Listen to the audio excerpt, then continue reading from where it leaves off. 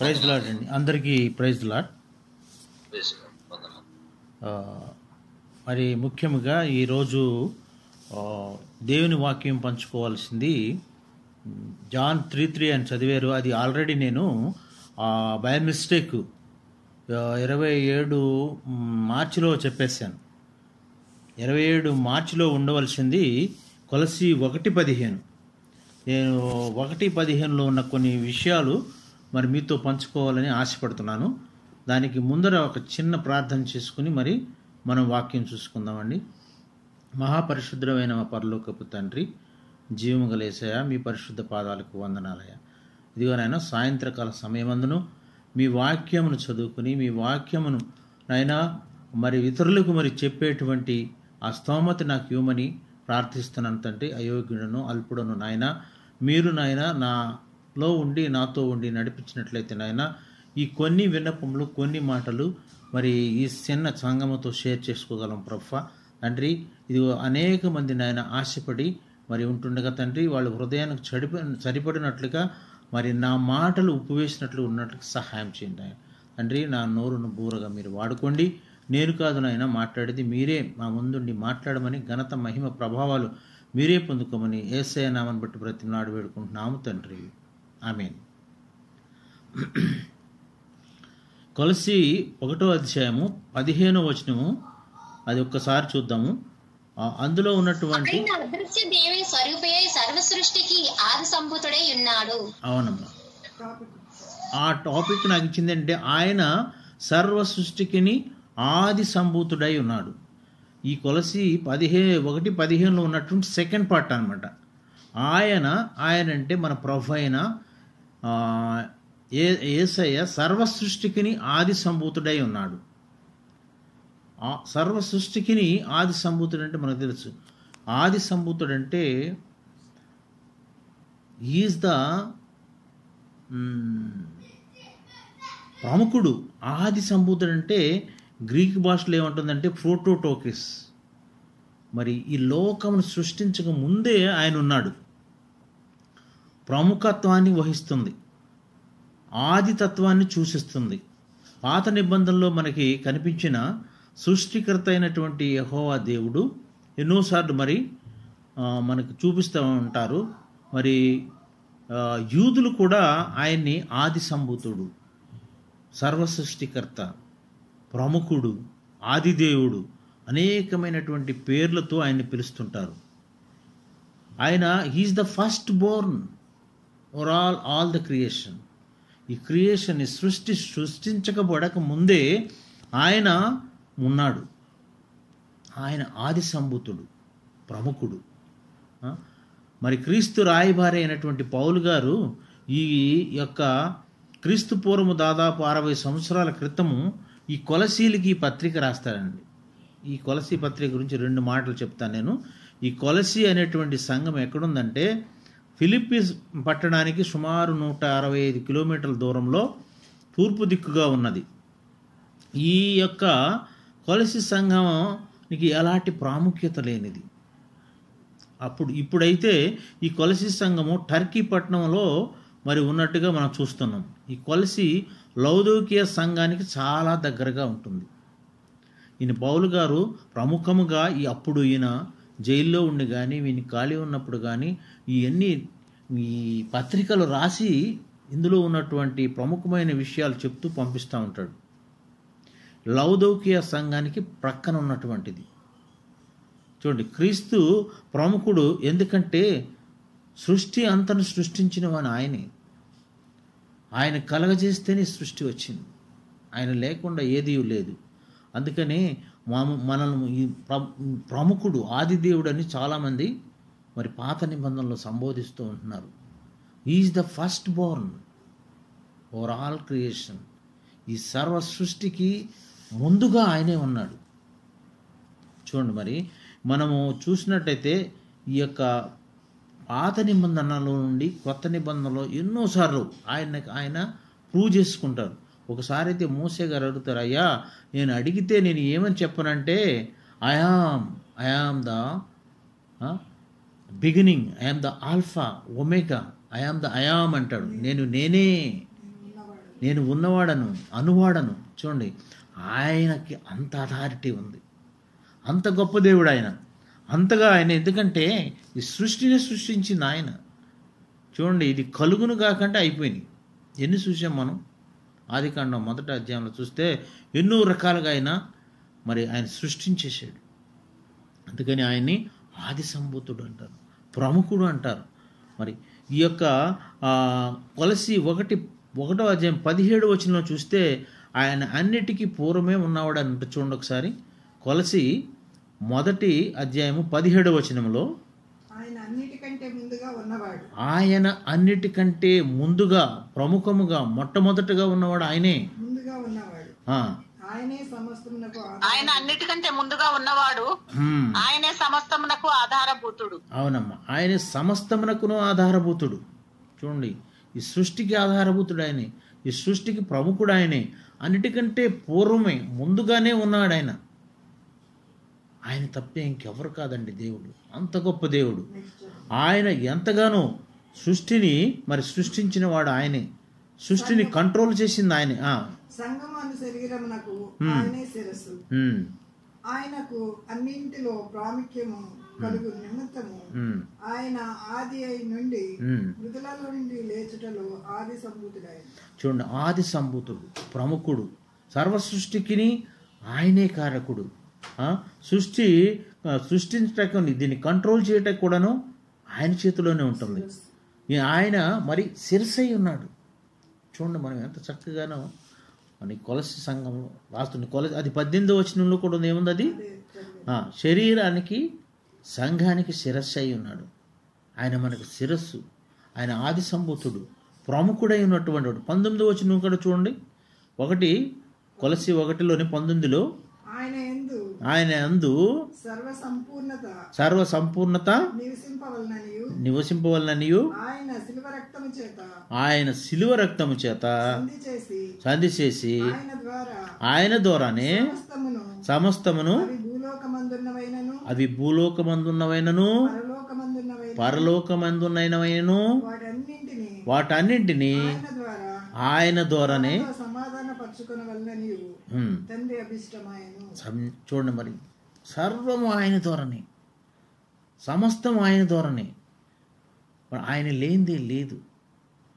చూడండి, ఆయనని చూడండి, తన ప్రియ కుమారుడైన యేసుక్రీస్తుని మన పాపం నిమిత్తమై ఇక్కడ పంపించి సంపూర్ణ 100% మానవుడుగాను 100% దేవునిగాను ప్రూవ్ చేసుకుని సిలువ మీద మన పాప పరిహార్థమై చనిపోయి తిరిగి లేచి మరలా మన కొరకు తండ్రి కుడి పార్శ్వన కూర్చుండి విజ్ఞాపన చేస్తున్నటువంటి గొప్ప తండ్రి.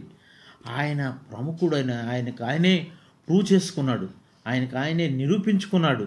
అలాగే 20వ వచనం కూడా చూడము, ఈ యొక్క సర్వ సృష్టికర్త ఆది సంభూతుడు. ఎందుకంటారంటే ఈయన్ని సమస్త సృష్టికి ఆయన చేతిలో ఉంటుంది. చూడండి, ప్రతి ఒక్క మనిషి యొక్క పేరు ఆయనకు తెలుసట.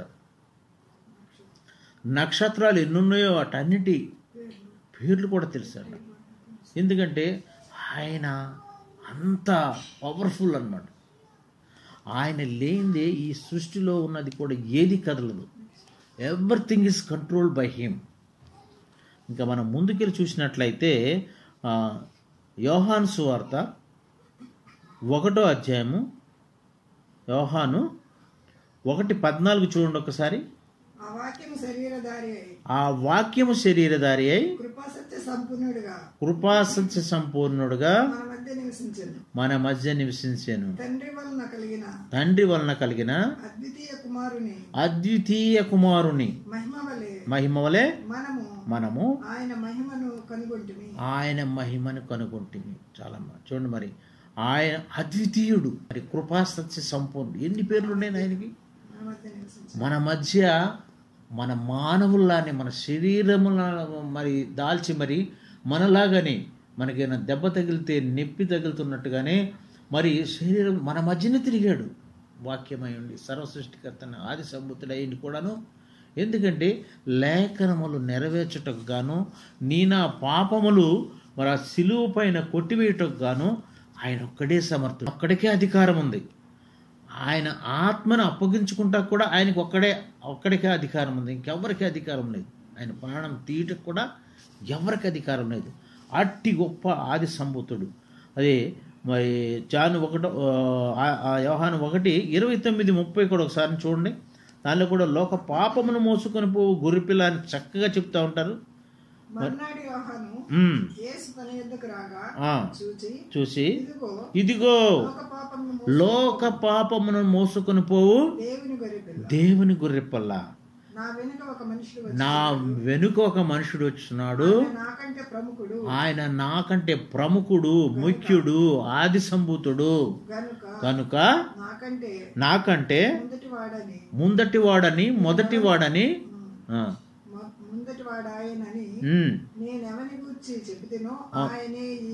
ఆయనే ఈయన. ఎవరైతే ఈయన చెప్తాడో ఒక సందర్భంలో ఆయన అంటారు, అదిగో మరి నేనైతే బాప్తిస్మం ఇస్తున్నగా నేను అనర్హుడను, ఆయన చెప్పుల వారులను ఇప్పుటకు కూడా నేను సమర్థుడను కాను, అర్హత లేదు. అంతగా తగ్గించుకున్నటువంటి వాడు ఆయన, మొదటివాడు, ఆయన ప్రముఖుడు. ఇదిగో లోక పాపములను మోసుకొని పోవు గొర్రెపిల్ల వచ్చుచున్నది అంటారు. చూడండి, ఈ యొక్క వాక్యములు మనం చదువుతుంటే మరి చూడండి, మరి ఈ లోక పాపములు ఎవరేయండి? మనందరి పాపము. ఆ పాపము ముళ్ళు ఎరిసిన సిలువలో ఆయన ఒక్కడే. రోమా 5:10-11 ఒకసారి చూడండి. రోమియోలకు రాసిన పత్రిక 5వ అధ్యాయము 10. ఏలయనగా శత్రువులమై ఉండగా ఆయన కుమారుని మరణము ద్వారా మనము దేవునితో సమాధానపరచబడిన ఎడల ఆయన జీవించుట చేత నిశ్చయముగా. చూడండి, మనము కుమారుడైనటువంటి యేసుక్రీస్తు వారి యొక్క మరణములనే మనం నిశ్చయముగా రక్షణ పొందుతాం. ఆయన ఆ రోజున మరి ఆ యొక్క సిలువలో మరణించి మరి ఆ పాపపు ముళ్ళుని ఎరవకపోయిన ఉండడితే మనకు రక్షణ లేదు. అంతేకాదు మన ప్రభువైన యేసుక్రీస్తు ద్వారా మనము దేవుని యందు అతిశయపడుచున్నాము. ఆయన ద్వారానే మనమందరము ఇప్పుడు సమాధాన స్థితి పొంది ఉన్నాము. చూడండి, మనకు సమాధానం కావాలా, నెమ్మది కావాలా, మరి ఆయన ద్వారానే. ఆయన ఉంటే ఎవ్రీథింగ్ ఈజ్ అవైలబుల్. సమాధానము, ఆనందము, సంతోషము, ఆరోగ్యము, ఆర్థికత స్థితి కావాలంటే మరి ఆయన ఉండాలి. మరి ఆయన్ని మన హృదయంలో చేర్చుకుందామా? ఆయన మన హృదయంలో చేర్చుకుంటే సమస్తమైనటువంటి దుఃఖము, సమస్తమైన బాధములు మరి అన్నీ కూడా తొలగిపోతాయి. ఈ యొక్క లెంటి డేస్లో మరి ఎంతోమంది వాక్యమును తెలుసుకుని మరి నిజమైన దేవుడు ఎవరు, ఆయన ఎందుకు వచ్చారు, మరి ఈ లోకానికి ప్రముఖుడు ఎవరు, మరి ఈయన ప్రాధాన్యత ఏంటి? ఆది సంభూతుడంటే చూడండి, మొదటివాడు. ఇంకోసారి అంటే మొదటివాడు కడపటివాడు నేనే అంటాడు. చూడండి, ఎంత ఆది అందు వాక్యం ఉంది. ఆ వాక్యం మన మధ్యలో సంచరిస్తుంది. చూడండి, వాక్యం చదవండి, ప్రార్థన చేయండి, వాక్యం చదవండి. యేసుక్రీస్తు వారైతే ఆయన బ్రతికి ఉన్న కొన్ని సంవత్సరాల్లో, ఆయన సేవ చేసిన లాస్ట్ 3.5 సంవత్సరాల్లో ఆయన చేసింది ఏంటంటే ఎక్కువగా పగలంతా సేవ చేయటం, ప్రజల్ని మరి వాళ్ళకి రక్షణ ఇవ్వటం, ఆత్మను సంపాదించటం. రాత్రి వచ్చేసి మరి ఒలీవల కొండ పైన గెత్సెమనే తోటలో మోకాళ్ళలోని ప్రార్థన అనుభవం ఉందా మనకి?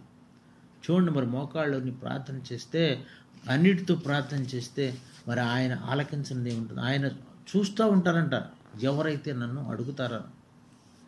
మరి అట్టి ప్రముఖుడైనటువంటి ఆదిదేవుని మనం కలిగి ఉన్నాం. అట్టి ఈ రోజుల్లో ఇప్పుడు చూడాలి, రేపే ఆఖరి రోజు అన్నట్టుగా మనము ఆయన తట్టు తిరగాలి. ఆయన ఏ క్షణమైనా రావచ్చు. మన హృదయాలను సిద్ధపరచుకొని ఆదిదేవుడు మన తట్టు చూద్దాం. అది చూడండి, మరి ఆ లోక పాపమును మోసుకొని గొర్రెపిల్ల. ఆయన అన్నారు, ఎప్పుడైతే నేను మరి తిరిగి వస్తాను అప్పుడు మరి కొంతమంది లేపబడతారు, కొంతమంది విడవబడతారు. మరి లేపబడే సంఘంలో మనం ఉన్నామా? వదలబడిన సంఘంలో మనం ఉన్నామా? మనల్ని మనం పరీక్షించుకోవాలి. మనం ఇంకా ముందుకెళ్ళినట్టే హెబ్రీ 1:2 వచనము నుంచి ఒక 4 వచనాలు చూద్దాము. హెబ్రీయులు రాసిన 1వ అధ్యాయము 2 నుంచి 6 వరకు. ఆ దినముల అంతమందు కుమారుని ద్వారా మనతో మాట్లాడాడు. ఆయన ఆ కుమారుని సమస్తమునకు వారసునిగా నియమించను. ఆయన ద్వారా ప్రపంచములు నిర్మించను. ఆయన దేవుని మహిమ యొక్క తేజస్సును, ఆయన తత్వం యొక్క మూర్తిమంతమునై ఉండి తన మహత్తు గల మాట చేత సమస్తమును నిర్వహించుచు. హెబ్రీ 1 2 4 5 వరకు. దేవతల కంటే ఎంత శ్రేష్టమైన నామం. చూడు, దేవతల కంటే ఆరికంటేను అంత శ్రేష్ఠుడైన ఉన్నత లోకమందు మహామహుడగు దేవుని కుడి పార్శ్వమున కూర్చుండి. చూడండి, చనిపోయి తిరిగి లేచి మహామహుడై దేవుని యొక్క కుడి పార్శ్వం నుండి మన కొరకు విజ్ఞాపన చేస్తున్నారు. మన కొరకు మనందరం మారాలని, ఆయన తట్టు తిరగాలని, మన రక్షణ పొందాలని. మరి ఎంత గొప్ప దేవుడు అండి.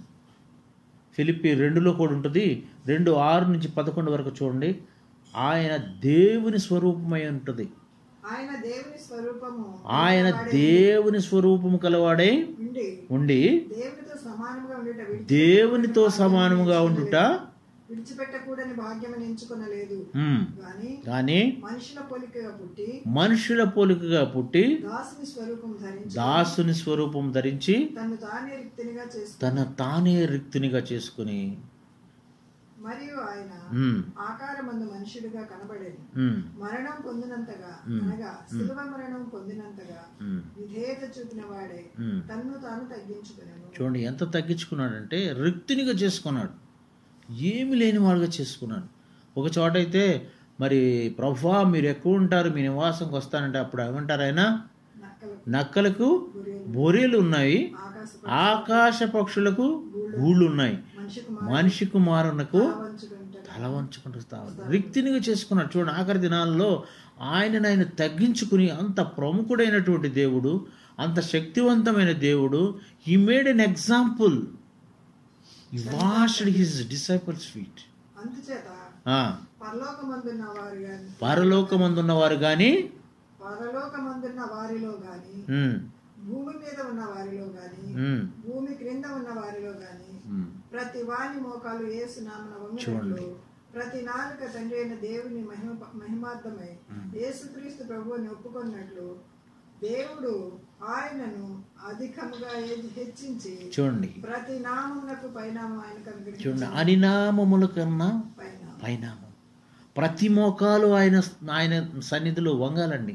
ప్రతి నాలిక ఆయన్ని నిజమైన దేవుడిని ఒప్పుకుని ప్రతి ఒక్కరు కూడా ఆయన నామమును మోకరించాలి. అన్ని నామముల కన్నా పైనామం. ఎందుకంటే ఆది సంభూతుడైన ప్రముఖుడు, మొట్టమొదటిగానే ఈజ్ ద ఫస్ట్ బార్న్. అలాంటి వ్యక్తి మరి ఎంత తగ్గించుకున్నాడండి. శిష్యుల పాదాల కడుగుటకు కూడా ఆయన ఏమి సంకోచించలేదు. మీరు కూడా అలాగే చేయండి అన్నాడు. మరి ఎంతమంది చేస్తున్నాను. ఈ మధ్య నేను టీవీలో చూశాను, ఒకళ్ళిద్దరు పాస్టర్లు వాళ్ళ జూనియర్ పాస్టర్స్కి వాళ్ళు కాళ్ళు కడగటం చూస్తున్నాను. కొంతమంది దే మేడ్ అన్ ఎగ్జాంపుల్. యేసుక్రీస్తు తన రిక్తునిగా చేసుకు, ఆయన తెలుసు ఆయన 100% మానవుడిగాను 100% దేవుడిగాను he proved himself on the earth. None can comparable him. ఆయన లాంటి వాడు మరి ఒక్కడు లేడు, మరి ఎవరు కూడా రాలేడు అన్నమాట. అట్టి గొప్ప దేవుడు, అట్టి గొప్ప దేవుడు.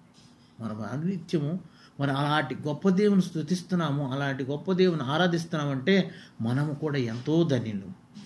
ఎంతోమంది విగ్రహారాధన చేస్తూ విగ్రహారాధనలో అనేక రకాలైనటువంటి మరి పాపంలో మునిగిపోతున్నారు. నిజదేవుని తెలుసుకుని మనము ఆయన తట్టు తిరిగి ఆయన బాటలో వెళ్ళి మరి ఆయనని ఇతరులకు చూపించగలుగుతున్నామంటే అంతకన్నా ధన్యత ఏముందండి. మరి ఈ లెంటి డేస్లోని ఎంతగానో మరి అందరూ మరి ఉపవాసం నుండి ప్రయాసపడుతూ వాక్యం చదివి, ఎంతోమంది వాక్యం తెలియనటువంటి వారు వాక్యం చదువుతున్నారు.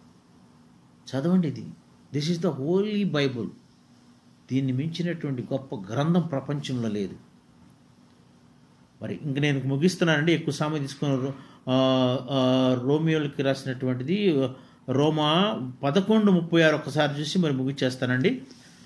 రోమా 11:36 అక్కడ కూడాను ఆయన గురించి రాస్తుంటుంది.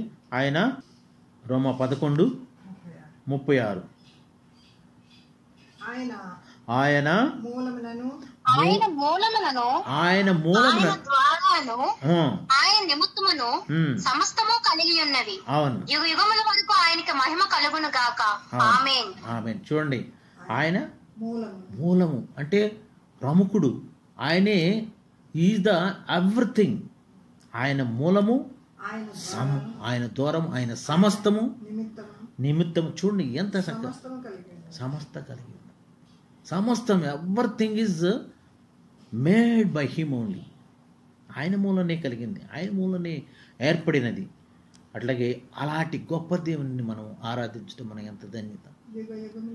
యుగ యుగములు ఆయనకే మహిమ కలుగునుగాక.